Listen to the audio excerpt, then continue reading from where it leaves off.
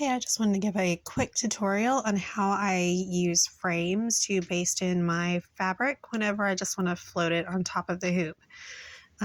This time I did go ahead and use a spray adhesive also because of how big this shirt is, but I usually don't. So I have the Brother SE400, but I know there's a lot that use similar settings, so you might be able to use it on other machines. So first I select the frames, and then I select a square frame, and then I go over to, on mine it's number 10, it's just a running stitch, and then we want to go to adjust, layout, size, and then this top square thing is making it bigger. I just hit it until it maxes out.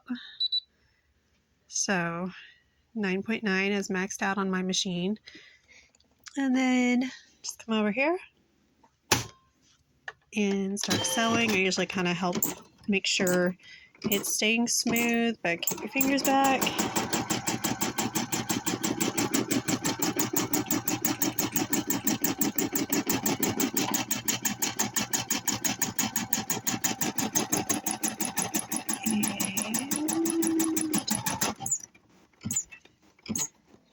And there you go.